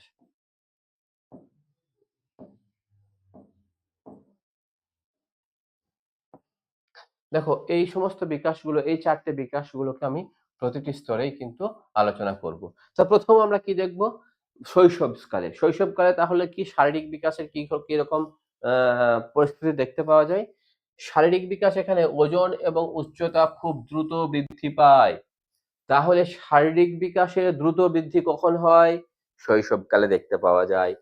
এ সময় কি হয়? প্রতিবর্ত ক্রিয়া, যেমন ধরা, চোষা, এই সমস্ত জিনিসগুলো দেখি।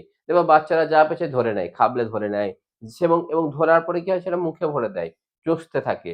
তো এই ধরা, চোষা, এই জিনিসগুলো দেখতে পাওয়া যায় শারীরিক বিকাশের ক্ষেত্রে। কখন? শৈশব অবস্থা। শৈশব অবস্থাটা কখন? জন্ম থেকে 2 বছর বয়সকাল। এবং সঞ্চালকমূলক বিকাশ এই সময় দেখতে পাওয়া যায়, যেমন স্থূল সঞ্চালন। তাহলে স্থূল সঞ্চালন কি? প্রথমে মাথা তোলা, তারপর বসা, হামাগুড়ি দেওয়া, সবশেষে হাঁটতে শেখা, এইগুলো দেখতে পাওয়া যায়। দেখো, আমি তোমাদের বিকাশের সময় 2 রকমের বিকাশের কথা বলেছিলাম, সেফালোসিউডাল বা সেফালোপোডাল এবং প্রক্সিমডিস্টাল। মনে পড়ছে? মনে পড়ছে সবার? সেফালোসিউডাল কোনটি কি বলেছিলাম? বিকাশ সাধারণত কি হয়? মাথা থেকে বাকি অংশের দিকে হয়, পায়ের দিকে হয়। মানে আগে মাথার বিকাশ হয়, তারপরে পায়ের দিকে হয়। সে কথাটা এখানে বলা হচ্ছে। প্রক্সিমডিস্টালের ক্ষেত্রে কি বলা হয়েছিল? কেন্দ্র থেকে পরিধির দিকে হয়, অর্থাৎ সামগ্রিক হাতের বিকাশ হয়, তারপর ধীরে ধীরে বাকি অংশগুলোর বিকাশ হয়, আঙুল বা অন্যান্য অংশের বিকাশ হয়। তাহলে এই দুটোকে খুব ভালোভাবে মনে রাখতে হচ্ছে। কোনটা? সেফালোসিউডাল বা সেফালোকোডাল এবং তার সঙ্গে প্রক্সিমোডিস্টাল। সেফালোসিউডাল হচ্ছে মাথা থেকে পায়ের দিকে, প্রক্সিমোডিস্টাল হচ্ছে কেন্দ্র থেকে পরিধির দিকে। নেক্সট দেখো, স্থূল সঞ্চালন কি? প্রথমে মাথা তোলা, তারপর বসা, হামাগুড়ি দেওয়া এবং সবশেষে হাঁটতে শেখা। নেক্সট কি? সূক্ষ্ম সঞ্চালন কেমন হয়? হাত দিয়ে জিনিস ধরা, আঙ্গুল দিয়ে ছোট বস্তু তোলা। তাহলে দু রকমের বিকাশ শৈশবকালে আমরা শারীরিক বিকাশে দেখতে পাচ্ছি। একটা হচ্ছে স্থূল সঞ্চালন, মাথা তোলা, হাত তোলা, এগুলো স্থূল সঞ্চালন। আর দ্বিতীয় হচ্ছে সূক্ষ্ম সঞ্চালন। দেখো, ভালো করে মনে রাখবে, ভালো করে, শৈশব অবস্থায় শারীরিক বিকাশ দুই ভাবে হচ্ছে, স্থূল সঞ্চালনও হচ্ছে, সূক্ষ্ম সঞ্চালনও হচ্ছে। স্থূল সঞ্চালন মানে মাথা তোলা, হাত তোলা, পা তোলা, হামাগুড়ি দেওয়া, বসা, এগুলো। কিন্তু সূক্ষ্ম সঞ্চালন কোনগুলো? যেগুলো হাত দিয়ে কোনো জিনিস ধরা, ছোট ছোট জিনিস তোলা, পেন ধরা, পেন্সিল ধরা, এইগুলো সূক্ষ্ম সঞ্চালন। এই সময়ের জ্ঞানমূলক বিকাশ কি ঘটে? পেঁয়াজের মতো এটি সংবেদন সঞ্চালনমূলক স্তর বা সেন্সরি মোটর স্টেজ। পেঁয়াজের মতটাকে মনে রাখতে হয়, এটিকে সংবেদন সঞ্চালনমূলক স্তর বা সেন্সরি মোটর স্টেজও বলা হয়ে থাকে। পেঁয়াজের এই মতটাকে মনে রাখতে হয়। শিশুরা ইন্দ্রিয় এবং শারীরিক ক্রিয়ার মাধ্যমে জগৎকে শেখে। এই সময় কি হয়? শিশুরা ইন্দ্রিয় এবং শারীরিক ক্রিয়ার মাধ্যমে জগৎকে শেখে। জগৎকে কিরকম? সে দেখে শেখে, সে শোনে শেখে, সে স্পর্শের দ্বারা শেখে। তাহলে তার জ্ঞানের বিকাশ কিরকম হয়? একটা বাচ্চার শৈশব অবস্থায় জ্ঞানের বিকাশ কেমন হচ্ছে? সে স্পর্শ করে দেখতে পাচ্ছে পৃথিবীটা আচ্ছা এরকম, বাড়িঘর এরকম। সে দেখতে পাচ্ছে এবং সে কি? শুনতে পাচ্ছে। এইভাবে তার জ্ঞানের বিকাশ ঘটছে শৈশব অবস্থায়। এবং বস্তুর স্থায়িত্ব সম্পর্কে কি এই সময় ভাবে শিশুরা? দেখো, এই সময় এই স্তরের শেষে শিশুরা বুঝতে শেখে যে কোনো বস্তু চোখের আড়ালে গেলেও তার অস্তিত্ব থাকে। তাহলে শিশু চোখের আড়ালে গেলে, কোনো কিছু চোখের আড়ালে গেলেও যে তার অস্তিত্ব থাকে, সেটা শিশুরা কোন বয়সে বুঝতে পারছে? শৈশবেই কিন্তু তারা বুঝতে পারছে। নেক্সট কি? সামাজিক ও প্রাক্ষবিক বিকাশ। এই সময়ে সামাজিক ও প্রাক্ষবিক বিকাশ কেমন ঘটে আমরা দেখব। এই সময় কি মৌলিক আবেগ, আনন্দ, ভয়, রাগ প্রকাশ করে। ঠিক আছে, এটা সামাজিক বিকাশ ঘটে। নেক্সট কি ঘটে এখানে? এই সময় কেয়ার গিভার বা যত্নকারীর সাথে বন্ধন তৈরি হয়। যারা যাকে কেয়ার করে, সে মা হোক, বাবা হোক, আত্মীয় স্বজন হোক, পাড়াপড়শি হোক, কোনো আয়া হোক, যারা কেয়ার করে তাদের সাথে কিন্তু তার একটা অ্যাটাচমেন্ট তৈরি হয়, বন্ধন তৈরি হয়। এই সময় আর কি হয়? অপরিচিতদের দেখলে ভয় পায়, স্ট্রেঞ্জার অ্যাংজাইটি তৈরি হয়। অপরিচিতদেরকে দেখলে হঠাৎ করে এই সময় শিশুদের মনে ভয়ের সঞ্চার হতে পারে। নেক্সট কি? ভাষাগত বিকাশ কিরকম ঘটে এই বয়সে, এই সময় এসে? এই সময় এসে প্রথমে কান্নার মাধ্যমে ভাব প্রকাশ করে। তখন কি ভাষা থাকে শিশুদের? না, তারা খিদে পেলে কান্না করে, তাদের মশা কামড়ালে কান্না করে, তাদের আরো কিছু ঘুম পেলে কান্না করে। তারা কিন্তু কান্নার মাধ্যমেই সবকিছু প্রকাশ করে শৈশব অবস্থায়। কখন সেটা? শৈশব অবস্থায়, মনে রাখছো কিন্তু। এরপর কি? কুইং এবং বাবলিং শুরু হয়। তাহলে কুইং এবং বাবলিং কোন অবস্থায় শুরু হয়? শৈশব অবস্থায় শুরু হয়। এটা কিন্তু প্রশ্নগুলো আসে, কুইং অ্যান্ড বাবলিং। এই কুইং অ্যান্ড বাবলিংটা শুরু হয় কি? শৈশব অবস্থায়। ১ বছর বয়সে এক শব্দের বাক্য বলতে শেখে। হলোপ্লাস্টিক স্পিচ, মা, মা বলতে শেখে না? এই ১ বছর বয়সে কিন্তু হলোপ্লাস্টিক স্পিচ, এক শব্দের বাক্য। ইংলিশটা কিন্তু বাংলায় লিখে দিতে পারে যে হলোপ্লাস্টিক স্পিচ কোন বয়সে বলতে শেখে? ১ বছর বয়সে বলতে শেখে। তাহলে এতক্ষণ পর্যন্ত আমরা যেগুলোকে নিয়ে আলোচনা করলাম, সেটা হচ্ছে শৈশব অবস্থায় যে চার ধরনের বিকাশ ঘটে, সেই ৪ ধরনের বিকাশ নিয়ে আমরা আলোচনা করলাম। কি কি বিকাশ দেখলাম? যে শারীরিক বিকাশ, জ্ঞানমূলক বিকাশ, মানসিক বিকাশ এবং সামাজিক বিকাশ। এই ৪টে প্রত্যেকটা স্তরে আলোচনা করব। এরপরে আমরা দেখব বাল্যকালে কি ধরনের এই শারীরিক বিকাশ ঘটে। বাল্যকাল মানে আর্লি চাইল্ডহুডে, অর্থাৎ 2 থেকে 6 বয়সে কিরকম ধরনের বিকাশ ঘটে আমরা বলবো। এই 2 থেকে 6 বছর বয়সটাকে আমরা বলি টয় এজ বা খেলার বয়স বলি। যখন আমরা আহ পড়াবো, পেঁয়াজে পড়াবো, তখন কিন্তু এগুলো আরো ভালোভাবে পড়াবো। এই টয় এজ এগুলোকে আমরা ভালোভাবে বলবো। তো কি খেলনার বয়স বা টয় এজ প্রাক বিদ্যালয় স্তর, প্রি স্কুল স্টেজে এটা শুরু হয়। শারীরিক বিকাশ কেমন হয় এই টয় এজে? শৈশবের তুলনায় বৃদ্ধির হার কিছুটা কমে যায়। মানে শৈশবে যে হারে দ্রুত হারে বৃদ্ধি পেতে শুরু হয়েছে, তাহলে বৃদ্ধি সব থেকে বেশি কখন হয়? শৈশব কৈশোর সরি শৈশবে হয়। শৈশবের পর কিন্তু ধীরে ধীরে কমে যায়, বৃদ্ধির হার কিছুটা কমে যায়। দৌড়ানো, লাফানো, 3 চাকার সাইকেল চালানো ইত্যাদি স্থূল সঞ্চালনমূলক দক্ষতার বিকাশ ঘটে। তাহলে এখানে কি কি বিকাশ ঘটছে দেখতে পাচ্ছি। নেক্সট কি জ্ঞানমূলক বিকাশ কিরকম ঘটে আমরা দেখব। পেঁয়াজের মতে এটি প্রাক সক্রিয়তার স্তর, pre operational stage according to পেঁয়াজে। পেঁয়াজের মতে এটাকে বলা হয় প্রি অপারেশনাল স্টেজ। এই সময় কি হয়? জ্ঞানমূলক বিকাশ কি ঘটে? অর্থাৎ আহ, অর্থাৎ প্রাথমিক বাল্যকালে প্রাথমিক বাল্যকালে 2 থেকে 6 বছর বয়সে প্লে এজে জ্ঞানমূলক বিকাশ কি হয়? এই সময় আত্মকেন্দ্রিকতা দেখতে পাওয়া যায়, ইগোসেন্ট্রিজম আমরা দেখতে পাই। কি হয়? শিশু সবকিছু নিজের দৃষ্টিকোণ থেকে দেখে, শিশু যা কিছু দেখে সবই নিজের দৃষ্টিকোণ থেকে দেখে, এবং এই সময় তৈরি হয় সর্বপ্রাণবাদ। এই সময় শিশুরা ভাবে সবকিছুতেই প্রাণ আছে। গাছের, কাঠের, গাছে তো আছেই, একটা কাঠ, একটা কম্পিউটার, একটা চেয়ার, টেবিল, যা কিছু আছে সবেরই প্রাণ আছে বলে সেই সময় ধরে নেয়। জড় বস্তুকে সজীব বস্তু বলে মনে করে, যেমন পুতুলকে জীবন্ত ভাবা। তাহলে এগুলো হচ্ছে জ্ঞানের বিকাশ ঘটছে। এগুলো কিন্তু খুব সচেতন ভাবে মনে রাখতে হবে, কারণ এই জায়গাগুলো থেকে পরীক্ষায় প্রশ্ন আসে। নেক্সট কি প্রতীকী চিন্তন দেখতে পাওয়া যায়, সিম্বলিক থট। কোন বস্তুকে অন্য কিছুর প্রতীক হিসেবে ব্যবহার করতে শেখে, যেমন লাঠিকে ঘোড়া ভেবে খেলা। সবাই পড়েছো একসময়, তাই তো? হুম। এবং যাদের বাচ্চা আছে বা যারা বাড়িতে বাচ্চা দেখছো, তারা তো সবই ভালোভাবেই বুঝতে পারছো, কোনো অসুবিধা নেই তাদের জন্য।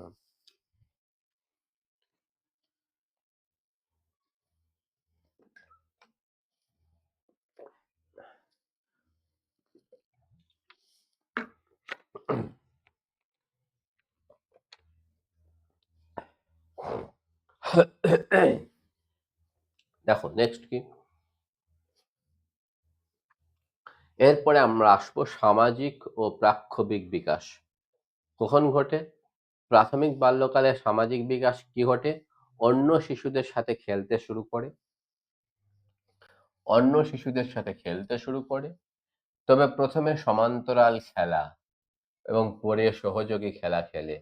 সমান্তরাল খেলা মানে কি? নিজে নিজেই খেলতে শুরু করে, ও নিজের মতো খেলছে, ও নিজের মতো খেলছে, এরকম হয়। পরবর্তীতে কি কোঅপারেটিভ খেলা মানে কি? গ্রুপ করে একটা খেলা, কোনো লোক জোগানি খেলা, বা আমরা যে সব ছোট ছোট বেলায় করেছি সেগুলোকে মনে পড়ছে আর কি। বা ধরো কেউ বিভিন্ন রকমের এখন গেমিং সিস্টেম চলে এসছে, গেমিং বা আরো অন্যান্য কিছু, সেই কোঅপারেটিভ খেলা কিন্তু শুরু হয়। নেক্সট কি ভাষাগত বিকাশ, শব্দ ভান্ডার খুব দ্রুত বৃদ্ধি পায়। এই সময় কি হয়? শব্দ ভান্ডার খুব দ্রুত বৃদ্ধি পায়, 2টি বা 3টি শব্দ দিয়ে বাক্য তৈরি করতে পারে। টেলিগ্রাফিক স্পিচ, হলোগ্রাফিক স্পিচ আর টেলিগ্রাফিক স্পিচ মনে পড়ছে? তাহলে holographic speech, telegraphic, holographic speech কখন কি বলা হলো? একটি মাত্র ভাষার বিকাশ, মা বলতে শেখা। টেলিগ্রাফিক স্পিচ মানে কি? 2টি বা 3টি শব্দ দিয়ে বাক্য তৈরি করতে শেখে। এটা হচ্ছে কি কোন সময়ের বিকাশ? প্রাথমিক বাল্যকাল। পরবর্তী বাল্যকালে দেখো, এই পরবর্তী বাল্যকালটাকে বলা হয় গ্যাং এজ। গ্যাং এজ মনে রাখতে হবে, প্রাথমিক বিদ্যালয় স্তরও বলা হয়, এলিমেন্টারি স্কুল স্টেজও বলা হয়ে থাকে। এলিমেন্টারি স্কুল স্টেজ অথবা গ্যাং এজও বলা হয়, গ্যাং এজ। তাহলে প্রাথমিক বাল্যকালকে বলা হলো প্লে এজ, প্লে এজ। প্রাথমিক বাল্যকালকে বলা হলো প্লে এজ এবং পরবর্তী বাল্যকালকে বলা হচ্ছে গ্যাং এজ। মনে থাকবে, মনে রাখতে হবে এগুলোকে খুব সচেতনভাবে। এই সময় শারীরিক বিকাশ কিরকম ঘটে? শারীরিক বৃদ্ধির হার ধীর ও স্থিতিশীল থাকে। নেক্সট কি ঘটে? দেখো, খেলাধুলায় দক্ষতা ও সমন্বয় বৃদ্ধি পায়। নেক্সট কি ঘটছে? জ্ঞানমূলক বিকাশ। পেঁয়াজের মতে এটি মূর্ত সক্রিয়তার স্তর, কংক্রিট অপারেশনাল স্টেজ। আচ্ছা, জ্ঞানমূলক বিকাশে যখনই আসছি তখন পেঁয়াজের কথাটা আসছে কেন? কারণ পেঁয়াজ যে তত্ত্বটা দিয়েছিল, তাই সেই তত্ত্বটির নাম হচ্ছে কগনিটিভ ডেভেলপমেন্ট থিওরি, জ্ঞানমূলক বিকাশের তত্ত্ব। যেহেতু জ্ঞানমূলক বিকাশ পেঁয়াজে বলেছেন, তাই তাই তাঁর মত অনুসারে যখনই তার সেই স্তরগুলো আসছে, তিনি কি বলেছিলেন সেটা উল্লেখ করে দেওয়া হচ্ছে। জ্ঞানমূলক বিকাশে তিনি বলেছিলেন এটাকে এই পরবর্তী বাল্যকালকে তিনি বলেছিলেন কি? পরবর্তী বাল্যকালকে তিনি বলেছিলেন কংক্রিট অপারেশনাল স্টেজ বা মূর্ত সক্রিয়তার স্তর, মূর্ত সক্রিয়তার স্তর।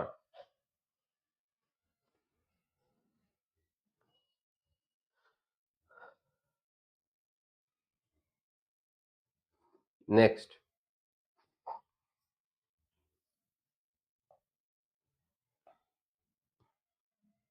এই সময় কি হয়? শিশুরা মূর্ত বা বাস্তব বস্তু সম্পর্কে যৌক্তিক চিন্তা ভাবনা করতে পারে।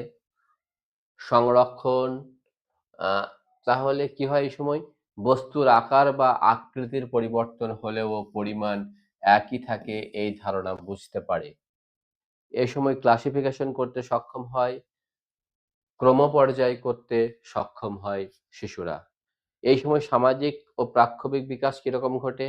বন্ধু বা সমবয়সীদের দল তৈরি হয়, পেয়ার গ্রুপ তৈরি হয়। তাহলে গ্যাংয়েজ বা পেয়ার গ্রুপ কিন্তু এই সময়ই তৈরি হচ্ছে। পেয়ার গ্রুপ কখন তৈরি হচ্ছে? সমবয়সীদের দল তৈরি হচ্ছে কখন? পরবর্তী বাল্যকালে, যেটাকে আমরা গ্যাং এজ বলে থাকছি। নিয়ম কানুন মেনে খেলাধুলা করতে শেখে, প্রতিযোগিতা ও সহযোগিতার মনোভাব গড়ে ওঠে।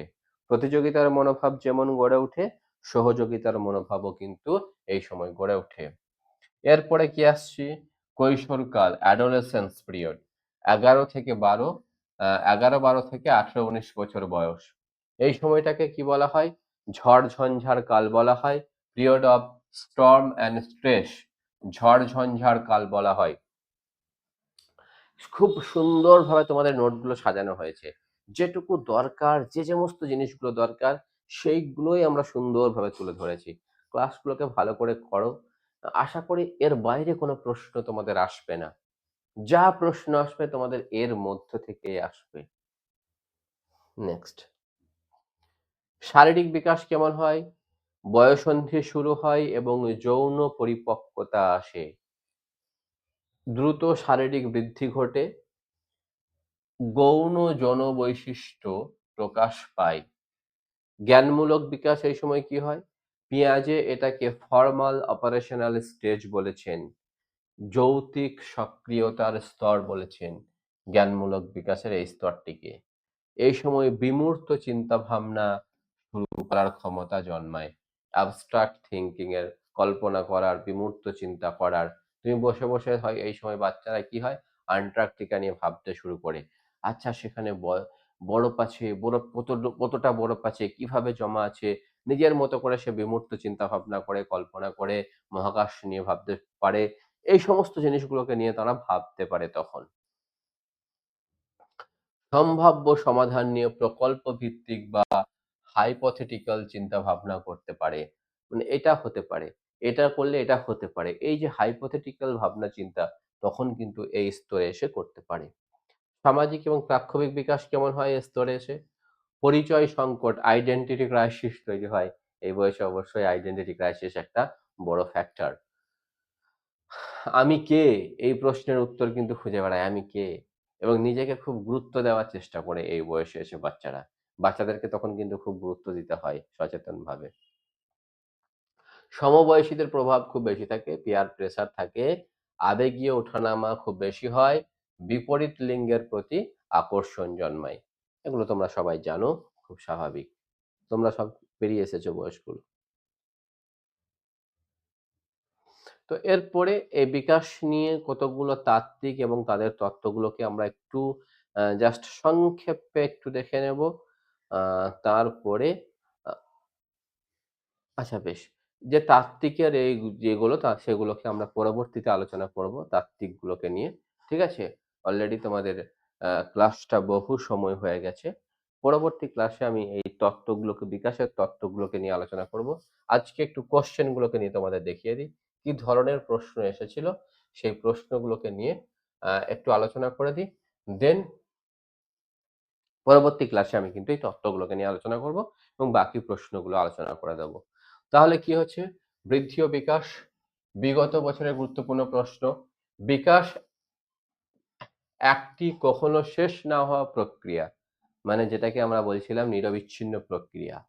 এই ধারণাটি বিকাশের কোন নীতির সাথে সম্পর্কিত? মিথস্ক্রিয়ার নীতি, ধারাবাহিকতার নীতি, স্বতন্ত্রতার নীতি, একীকরণের নীতি। দেখো ধারাবাহিকতার নীতি উত্তর সঙ্গে সঙ্গে দেওয়া আছে। ধারাবাহিকতার নীতি সিটেট 2011 এবং আপার টেট 2014 ইউপি টেট 2014 তে এসেছিল। তাহলে ইউপি টেট এবং সিটেটে কিন্তু এই প্রশ্নটা এসেছিল।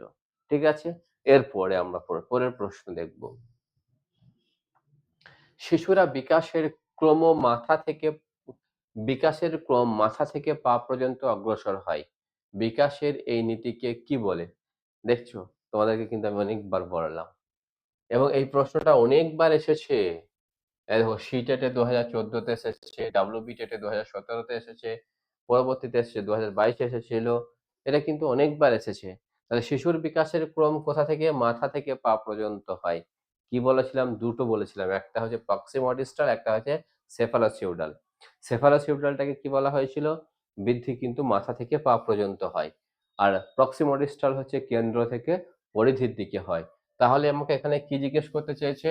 মাথা থেকে পা পর্যন্ত জিজ্ঞেস করেছে। তাহলে এখানে উত্তরটা আমার কি হবে? সেফালোকডাল বা সেফালোসিউডাল উত্তর হবে। সেফালোকডাল বা সেফালোসিউডাল। এটা কবে এসেছিল? 2004 এবং 2017 তে কিন্তু এসেছিল। নেক্সট কি? শিশুর বিকাশের ধারা শরীরের কেন্দ্র থেকে বাইরের দিকে প্রসারিত হয়। এটি কোন নীতির সাথে সম্পর্কিত? সেফালোস দেখো, ধারা শরীরের কেন্দ্র থেকে পরিধির দিকে, কেন্দ্র থেকে পরিধি মানে বাইরের দিকে। মনে পড়ছে? সেফালোসিউডাল যদি মাথা থেকে পায়ের দিকে হয়, তাহলে এখানে কেন্দ্র থেকে পরিধির দিকে কোনটা হবে? অবশ্যই প্রক্সিমা ডিস্টাল। ইউপি টেটে এসেছিল, সিটেট 2019 এসেছিল। এই প্রশ্নগুলো কিন্তু এসেছিল। ঠিক আছে? নেক্সট, নিচের কোনটি বৃদ্ধি ও বিকাশের ক্ষেত্রে ব্যক্তি পার্থক্য দেখা যাওয়ার প্রধান কারণ? ব্যক্তি পার্থক্য দেখতে পাওয়া যায় শুধুমাত্র বংশগতির প্রভাব, শুধুমাত্র পরিবেশের প্রভাব, বংশগতি পরিবেশের মিথস্ক্রিয়া, পরিপক্কতার অভাব। সঠিক উত্তর হচ্ছে বংশগতি এবং পরিবেশের মিথস্ক্রিয়া। এটাই কিন্তু এসেছিল কখন? সিটেট 2016 এবং ডাব্লিউবি টেট 2022। দেখো, এটা নিয়ে কিন্তু আমি অনেক কথা বলেছি, অনেক কথা। নিচের কোনটি বৃদ্ধি ও বিকাশের ক্ষেত্রে ব্যক্তি পার্থক্য দেখা যাওয়ার প্রধান কারণ? ব্যক্তি পার্থক্য মানে একটা বাচ্চার থেকে আলাদা। তার কারণ, প্রধান কারণ হচ্ছে পরিবেশ আর তার বংশগতি। এই দুটোর উপর নির্ভর করে একটা বাচ্চা আর একটা বাচ্চার থেকে আলাদা হয়। না হলে কিন্তু হতো না। না হলে হতো না। বিকাশের কোন নীতি বলে যে প্রতিটি শিশু নিজস্ব গতিতে বৃদ্ধি পায়? নির্দিষ্ট ধারার নীতি, ধারাবাহিকতার নীতি, ব্যক্তি পার্থক্যের নীতি, একীকরণের নীতি। এখান থেকে কি উত্তর হবে? ব্যক্তি পার্থক্যের নীতি। দেখো, এটা আমরা কিন্তু আগে আলোচনা করেছি অলরেডি ক্লাসে, তোমরা মনোযোগ দিলে বুঝতে পেরেছো। এটাও কিন্তু সিটেট এবং ইউপি টেটে এসেছিল। সিটেট 2016 এবং ইউপি টেট 2018 তে এসেছিল। নেক্সট, দেখো আমি এখানে ৩০টা ৩২টার মতো প্রশ্ন রেখেছি। আজকে যেহেতু সময়ে সবটা হবে না, অনেক ক্লাসটা বড় হয়ে যাবে।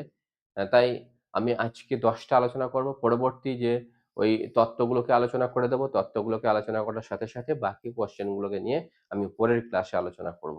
অবশ্যই চ্যানেলটির সাথে থাকো সবাই। আ লাইক, কমেন্ট করতে ভুলবে না। অবশ্যই তোমাদের ক্লাস তোমরা পাবে একে, একে। বিকাশের প্রক্রিয়াটি কেমন? একমুখী, বিচ্ছিন্ন, শুধুমাত্র শারীরিক ক্ষেত্রে সীমাবদ্ধ, জীবনব্যাপী এবং বহুমাত্রিক। বিকাশের প্রক্রিয়া হচ্ছে জীবনব্যাপী এবং বহুমাত্রিক। সিটেট ২০১৬য় এই প্রশ্নটি এসেছিল। দেখো, নেক্সট প্রশ্ন দেখো। শিশু প্রথমে তার পুরো হাতটিকে ব্যবহার করতে শেখে। বললাম। তারপরে তার আঙুলগুলিকে এবং সবশেষে হাত ও আঙুলগুলির একযোগে ব্যবহার শেখে। এটি বিকাশের কোন নীতি? মনে পড়ছে? শিশু প্রথমে তার পুরো হাতটিকে ব্যবহার করতে শেখে। তারপরে তার আঙুলগুলিকে এবং সবশেষে হাত ও আঙুলগুলির একযোগে ব্যবহার শেখে। এটি বিকাশের কোন নীতি? ইন্টিগ্রেশন নীতি, ডিফারেন্সিয়েশনের নীতি, ধারাবাহিকতার নীতি, প্রক্সিমডিস্টাল নীতি। এটা কিন্তু সিটেট পরীক্ষাতে এসেছিল। সিটেট পরীক্ষাতে এসেছিল। এটা ইন্টিগ্রেশন নীতিতে হবে। হ্যাঁ, ইন্টিগ্রেশন নীতি।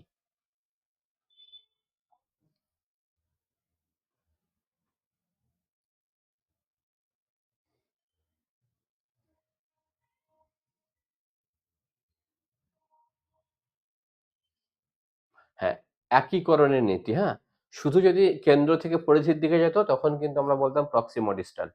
কেন্দ্র থেকে পরিধির দিকে গেলে আমরা বলতাম প্রক্সিমডিস্টাল। কিন্তু এখানে পরবর্তী গিয়ে কি হচ্ছে, সে আঙ্গুল এবং হাত একসাথে ব্যবহার করতে শিখছে। তখন সেটাকে আমরা কিন্তু বলবো ইন্টিগ্রেশন বা একত্রীকরণের নীতি। মনে থাকে যেন এটা। নেক্সট, দুটো কিন্তু গুলিয়ে দেওয়ার সম্ভাবনা খুব প্রবল। কোশ্চেনটা কিন্তু খুব সূক্ষ্ম পার্থক্য আছে, মনে রাখবে। নিচের কোন শব্দটি শুধুমাত্র পরিমাণগত পরিবর্তনকে নির্দেশ করে? বিকাশ, বৃদ্ধি, পরিপক্কতা, শিখন। সব দেখো, শুধুমাত্র বৃদ্ধিটাই হচ্ছে কোয়ান্টিটেটিভ পরিবর্তন। কারণ কোয়ান্টিটেটিভ পরিবর্তন সেগুলোকেই বলি আমরা যেগুলোতে মাপা যায়, মাপা সম্ভব হয়। বৃদ্ধি বৃদ্ধি আমরা মাপতে পারি।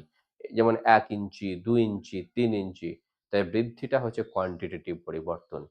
কিন্তু যেগুলোকে আমরা মাপতে পারি না, মানুষের জ্ঞানের বিকাশ কতটা হলো, বুদ্ধির বিকাশ কতটা হলো, মাপতে পারি না। এগুলোকে আমরা বলি কোয়ালিটেটিভ বিকাশ, ডেভেলপমেন্ট। নিচের কোনটি আহ, বৃদ্ধি ও বিকাশের মধ্যে মৌলিক পার্থক্য? বৃদ্ধি শারীরিক ও মানসিক, বৃদ্ধি শারীরিক, বিকাশ মানসিক। বৃদ্ধি পরিমাপ করা যায়, বিকাশ শুধুমাত্র পর্যবেক্ষণ করা যায়। বৃদ্ধি সংকীর্ণ ধারণা, বিকাশ বিস্তৃত। উপরের সবগুলিই সঠিক। এখানে থেকে যে আমরা দেখতে পাচ্ছি উপরের সবগুলি সঠিক। এবং এই প্রশ্নটি এসেছিল ডাব্লিউবি টেট ২০২২ এবং সিটেট ২০১৪তে এসেছিল।